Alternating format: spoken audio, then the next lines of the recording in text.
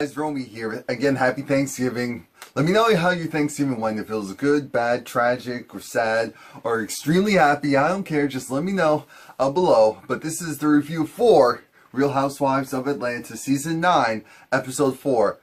Another spin around the block. Now, the episode starts off with Cynthia with Noelle. Why? Because Noelle's going to be going off to college relatively soon, and Cynthia wants to set Noelle up for, you know, possible business ventures. And Cynthia's just like, the eyewear is doing great, just to let you guys know. Taking off bigger than I thought. I'm like, Cynthia, you're a model, you're the face of it. We expected that. We expected those things from you. From some other people, maybe not, but from you, absolutely. And she ventures off to say now she has, what is it? Canvas? Congo? No. Cargo. Yeah, Cargo is her purse line, her purse and accessories line that she's launching, and she wants Noelle to be the face of that because she's like, she's younger, she has a fresh face, she could put her stamp on this, and you know, with the backing of me, this could go somewhere, and it's made of good quality. I'm like, okay, Cynthia, you don't have to go on pictures to us, you know people will buy it. So they're gonna go in LA to go and promote that. I'm like, okay, this is Cynthia's venturing off into LA, and this is their way of telling us? We'll see.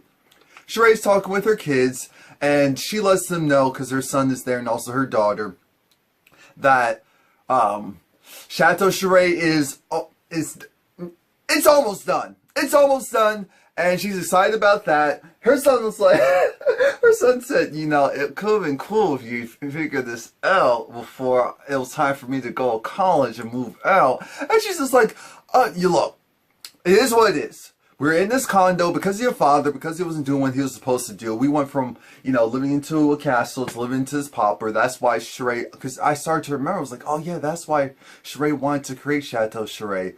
But she said at least her youngest will still be there to enjoy it for a moment. Now, the thing is, she's trying to work things out with Bob, because she's been in that condo for a long time. She's still trying to work things out with Bob, and now her kids want her to work things out with Bob. And her daughter actually called her father Bob. She's like, who's Bob? My dad was like, oh yeah. He was like, so what do you guys think you're going to do? It's like, co-parent? What do you mean, aside from co-parenting? Because Sheree, even though she likes her some Bob, in general, she's like, Bob still has some apologizing to do, which he does, because that's the thing. We always looked at Sheree like, oh, she's bitter, oh, she's this, she's that. Well, there's a reason for her to be that way, to a certain degree. Now, Candy is talking with Mama Joyce, because Candy needs a babysitter, and I'm thinking, all the money that you spent for Mama Joyce, I know that's not how it works in the real world, but Mama Joyce is going to take care of little Ace for the day, and I love that thing. Like the oscillator, it moves on its own to basically preoccupy the baby. I'm like, that is genius. Whoever came up with that, genius. But Candy is talking to Mama Joyce. This is like, you know, I know you don't know her, but Block's girlfriend, Chris Kelly, came over and, you know, said how Block wanted to make amends, or that she was trying to make amends. Mama Joyce had this look of, yeah, that's all well and good, and I had to do all the hand movements because that was what Mama Joyce was giving us. Mama Joyce is giving us, so this man, you know, he'll do right, but if he paid child support, you know, he owes you at least, what, $50,000 in child support? And Candace is like, here's the issue. He goes on the radio and says how he's making all this money. I know he is. I know he's doing very well for himself, but that isn't translating into, you know, what I've been seeing. And Candy's whole thing is, I'm making money, so I don't care about the child support factor. I care about the fact that you're not actually seeing your daughter. You're saying it's about the kids. It's about the kids. What about your kid? What about your child? Mom Joyce is like, so would we rather take the house or the car? Because we need LLC. LLC stands for Lean License of Cash. We want 1 to 3. Like, Mama Joyce, where'd you come up with this stuff? Jeez. She is the unofficial housewife. And I'm just like, okay, I'm here for your mom this episode, Candy. Absolutely. Oh yeah, please like, comment, subscribe if you haven't already done so. And, oh yeah, got me my little haircut. I just wanted to show that. Yes, I still do have hair. But it's winter time, so I'm going to be rocking a hat, even though my house is really hot right now. But Mama Joyce is going off. It's just like, I don't care what he wants. I don't care about him.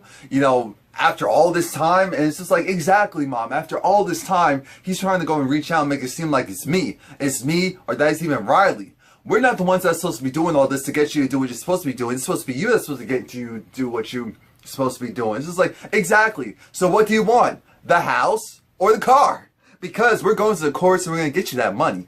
And Candy's like, no, it's not about that. Yes, it is, Candy. It's the principle of it all. It's not about you not being able to handle things, because we know that's the case. It's about the fact that he wasn't handling what he was supposed to handle. So now we need to go after him for everything. Anything and everything. I'm just like, okay, all right. Now, some weird foolishness happens. Again, Kenya and Phaedra have a sit down. Why? The main purpose of the sit down was for Phaedra to go and usher in the fact that she wants to invite Kenya to this initiative that she's doing that in Flint with the kids, and it's going to be like an overnight thing, an overnight sleepover for the kids who were affected by the Flint water crisis, and she's partnered up with the YMCA, and it's just like, okay, and Kenya's just like, I actually learned how to swim in the YMCA. It was like, Kenya's actually a great person to be a part of this, because regardless of how we feel about her, we know that she's charitable, and she loves the kids, and all that. And she's like, maybe I can do some dancing thing with them. It's like, oh, that's great. So, but Phaedra's is like, I'm going to invite all the ladies, so I need to make sure that everything's good. So what's your issues with Sheree? Because I heard that you were shading Sheree. Kennedy said, no, Sheree was shading me, after Portia's thing. Oh, speaking of Portia's thing, well, I heard that it had to do with her anger management thing. It's like, yeah, did she go off? Was she cool? It's like, she was cool, and I appreciate her, trying to get her Rocky Balboa under control. I'm thinking, and, I'm glad Phaedra said something. Phaedra's just like, first off, Portia doesn't have an anger issue the way that you ladies keep trying to present it. So we're not going to go and do that. It's like, we'll agree to disagree. Whatever. And second of all, what was the issue with you and Kenya? Because maybe you two need to get that unchecked. And the whole thing of them going back and forth between the houses, Sheree calling Kenya a B. Sheree said, no, I didn't call Kenya a B. I just said a reference to bees in my house. I don't want bees in my house. It's like, well, it was thrown at her, and she's not stupid. She knows what it is. We all know what it is. But it was just like, all right, let bygones be bygones. It's like, oh, Kenya, you still looking good. It's just like, having the man looks good on you. And it was like, of course, thank you. I'm still riding high off of coming from Matt, so nothing can really tear me down, even if it is Sheree. And I'm thinking, Kenya, you threw darts at Sheree in the first place, so that's why Sheree has always been defensive around you. Let's be honest. When Sheree first came back onto the show, you had this air of, so let's not act like Sheree's just coming out of nowhere with this. Excuse me. Because we'll get there.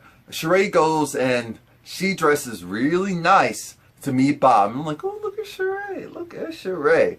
To meet Bob wearing a t-shirt. What was that? Like a t-shirt and some sweatpants, or a t-shirt and some shorts. Either way, Sheree was over it because he took her to this vegan spot. Sheree's like, I like seafood, and if it's not seafood, I want something to be fried, and it's going to be chicken.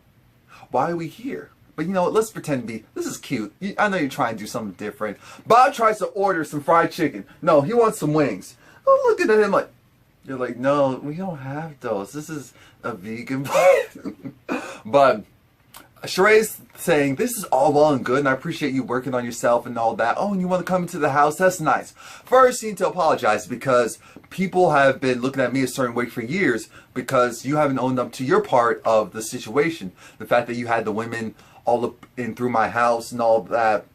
And Bob, originally, he wasn't going to go and really apologize. But then Sheree's just like, when you apologize, I need for you to actually mean it and not make a joke out of it afterwards. So he's like, I'm sorry for all the women that came through the house, that I disrespected you, even the way how I handled our relationship, dogged you out, and with the kids and all that. It's interesting how Sheree really doesn't like being called a hoe. I understand, but Sheree really doesn't like being referenced as a hoe.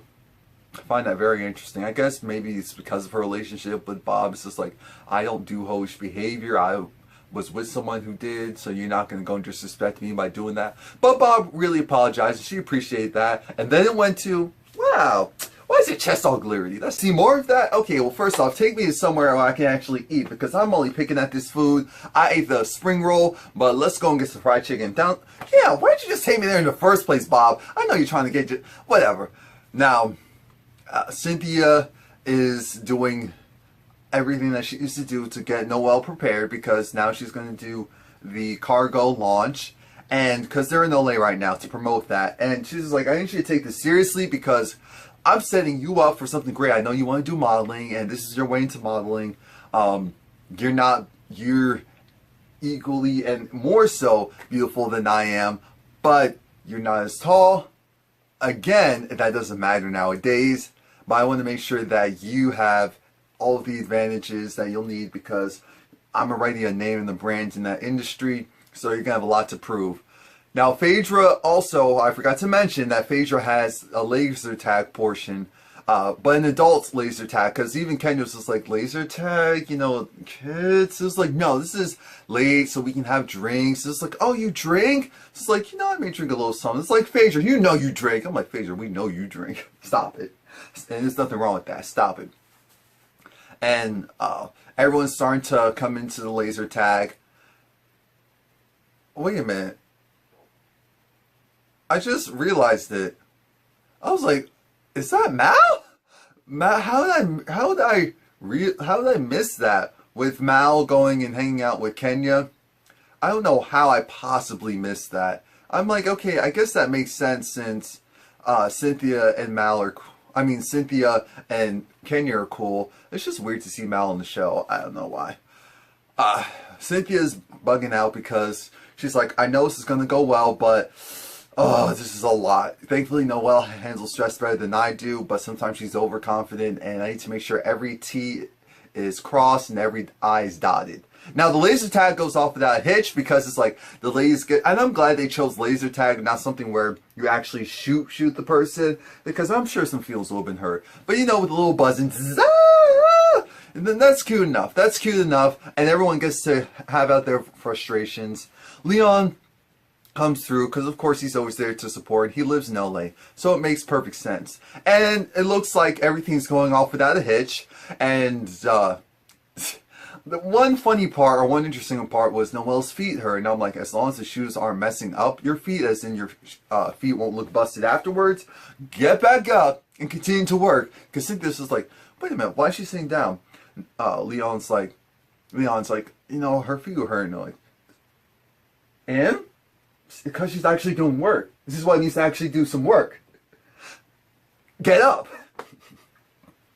Oh yeah, and it was cute seeing Cynthia and Noelle playing tennis. And Cynthia did a good job. She did a very good job. I will definitely give her that. Now, they did the official unveiling, and the fact that Noelle's going to be the face of it. That's great. We usher in from that to this very awkward table scene. The whole point of the table scene was for Phaedra to go and invite the ladies down to Flint, Michigan, so that she can get them to be a part of this charitable event for people with kids affected by the water crisis, because there's still issues. Still issues to this day. And she's just like, everything is going well. She's going across the board. She's like, okay, you're promoting this. Sheree, you're promoting the t-shirt line. Kenya goes, oh, a t-shirt line that's been going on for years that still doesn't turn a profit. Okay, at least it's some type of fashion line. Kenya's hair care line. This is like, oh, yeah, well, I heard it's good for pets. This is like, oh, so you'll be using it in your hair? It's like, oh my God. Like, stop it. Of course, Portia will be selling her Go Naked, and I think Mallory will be selling her jewelry. Oh, that makes sense. Okay, now that makes sense why Mallory was there. What else? Okay, you'll be selling her sex, what is it? Her sex toy line or whatever. And it was like, oh, selling penises for the kids. I'm like, damn, what show am I watching? What show am I watching? And then it switches from that to Kenya and Sheree going back and forth for a good... Clearly, this must have gone on for at least like 10 minutes or so, because the women were over it. They were completely over it. You know, they're usually rehashing of, oh, you called me B. No, I referenced B's. Oh, well, you a hoe. Well, how come you call me hoe? If you said I call you B and you didn't like it, it's just like, oh, Chateau Thelma, oh, small house, oh, crazy man, oh, no man, oh, this, oh, that. I'm like, oh, this rehashing of foolery. This isn't even entertaining. Even the people around there are just like, oh my God, you said, whoa, below the, oh, stop. And that's when you know it's bad, when the, the petty, shady people around you aren't even entertained. Well, are at least trying to pretend like they're not entertained. Phaedra let out a good chuckle at Kenya's expense at one point. But aside from that, once it got to Kenya, when says something about Mama Joyce, Kenya's just like, now hold up, because Kenya says something like, oh, to Sheree, oh, you and that Mama Joyce wig. Candy went, hey. I was like, oh, that actually sounded like it hurt. Candy, hold on now, Candy. Hold on now, Candy. Now, I will say it was uncalled for, because Mama Joyce didn't do a darn thing recently for any of them to even talk about her. So, I appreciate Candy saying something in general. But I was like, Candy now, Candy, all the stuff with your mother, son, Candy, just say something, let it be, don't go after Kenya too much. But then I was thinking, this is Kenya, and Kenya gets on our nerves, so Candy, yeah, go after her, it's okay, it's alright, we understand, we accept this. Now, Phaedra bought back home, because it's like, alright, now let me go and intervene, because production's just like, we got enough footage, we are doing this for the kids, Kenya, we're doing this for the kids, Sheree, we're doing this for the kids, right? Alright, because Kenya, you're someone's supposed to be important, so I'm sure the kids will like that. That was in the original meeting. A lot of shady moments in the original meeting. It was actually more entertaining than that table sit down. I almost called it table read, but I don't know what that was. That was not entertaining. I'm sorry it wasn't. It was just like, damn, y'all rehashing the same stuff. This is old. Now, Leon is with Cynthia and also Noelle, because Noelle wants to go to the Bryson Tiller concert. And I'm thinking, who is Noelle going with? Because she's not going by herself. I'm like, look at Noelle. She set up this whole little ruse to come down California and already has her whole group of friends, because it's like, okay, if her father's down there, she probably has her own crew that she's rocking with.